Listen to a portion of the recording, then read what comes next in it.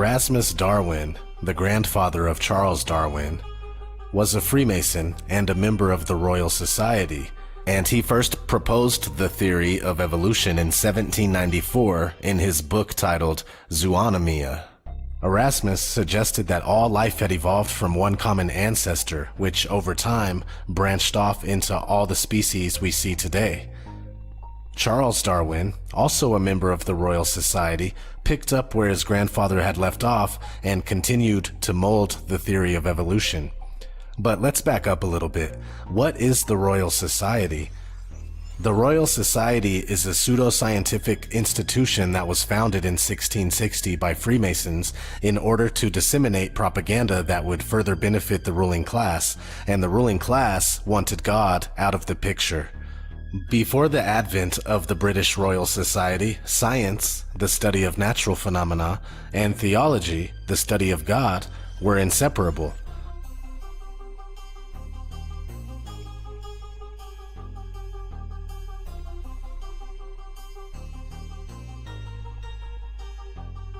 But the Royal Society began to help promulgate not only the theories of heliocentricity, gravity, and relativity, but also the theory of evolution.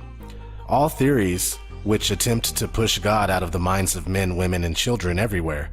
If the theories of heliocentricity and evolution were true, that means the Bible would lose credibility in many areas. Let's watch a clip from a PBS documentary called Evolution. Any contribution to our natural history from the pen of Mr. Charles Darwin is certain to command attention. His latest publication, The Origin of Species, is manifestly regarded by him as the opus upon which his future fame is to rest. Mr. Darwin claims that every living thing, every fish, plant, fungus, fly, elephant, man, turnip, are all equally the lineal descendants of the same common ancestor. Such a notion is absolutely incompatible with the Word of God. Man was made in the image of God and redeemed by the eternal Son. Natural selection is an ingenious theory for denying the working and therefore the existence of the Creator.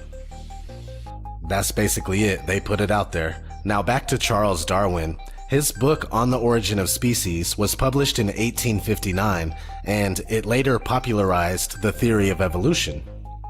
According to Darwinism, single cells eventually evolved into invertebrates, which are creatures without backbones like jellyfish, then successfully into fish, then amphibians, then reptiles, and finally mammals.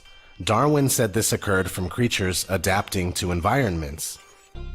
If, as evolutionists claim, bacteria evolved successively into invertebrates, then fish, amphibians, reptiles, and then mammals, there must have been countless transitional stages.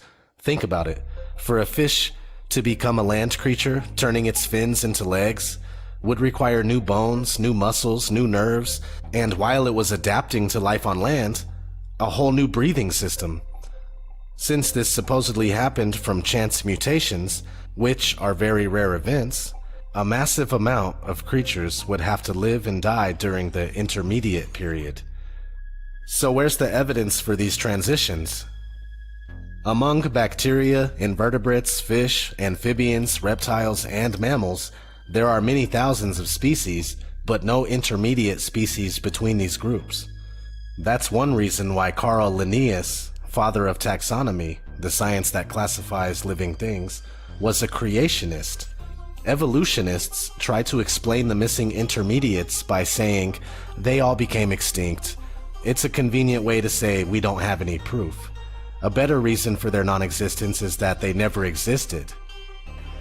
I'm here to tell my people it's time to stop believing bullshit just because a motherfucker tell you bullshit with a straight look on their face. We too old, we too smart, we too motherfucking good to believe shit don't make no fucking sense. You too old to be believing in evolution with your stupid motherfucking ass.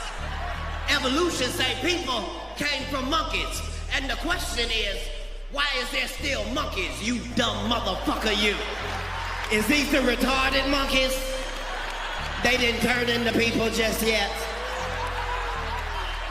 Get your stupid ass the fuck out of here. So with all the problems of evolution theory and the lack of evidence, it's easy to see why people weren't buying it at first. Enter Thomas Henry Huxley, Freemason and fellow member of the Royal Society. Known as Darwin's bulldog for his fierce defense of the theory of evolution, by relentlessly defending the theory, he helped familiarize the public with it to a large extent. So now the Darwins and the Huxleys establish a relationship for future generations. Again, most of the members in both families are Freemasons and Fellows of the Royal Society, which was started by Freemasons. Just in case you happen to be unaware of who the Huxleys are, let's look at the family real quick in Wikipedia. The Huxley family is a British family of which several members have excelled in science, medicine, arts, and literature. The family also includes members who occupied senior positions in the public service of the United Kingdom. The patriarch of the family was the zoologist and comparative anatomist Thomas Henry Huxley. Thomas Henry Huxley's grandsons include Aldous Huxley, author of Brave New World and Doors of Perception, his brother Julian Huxley, evolutionist and first director of UNESCO, and Nobel laureate physiologist Andrew Huxley. So you see, just these two wealthy families alone, the Darwins and the Huxleys, have had an immense influence on our society.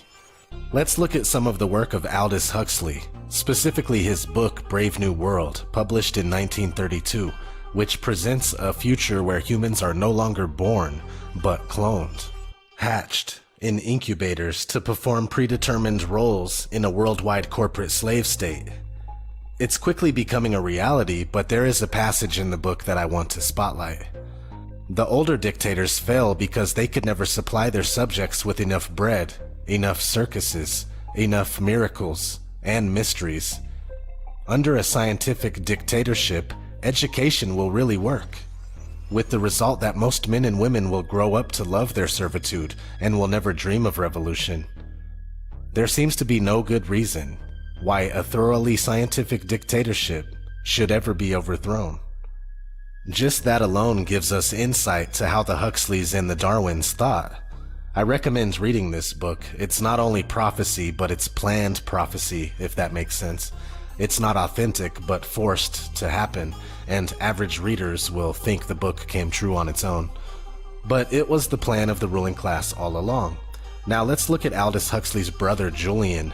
Julian Huxley was a prominent advocate for eugenics, the science of improving a human population by controlled breeding to increase the occurrence of desirable heritable characteristics. In his 1933 book, The Vital Importance of Eugenics, Julian Huxley argued that the principal goal of eugenics in the short term should be to ensure that mentally defective individuals cease having children. He advocated in particular for prohibition of marriage of the unfit, segregation of institutions containing degenerate individuals, sterilization of the unfit, and that's not really all. I'm just trying to quickly familiarize you with his work. It gets pretty bad. After becoming the first Director General of UNESCO, a United Nations Illuminati think tank, in 1945, Huxley published UNESCO, Its Purpose and Its Philosophy.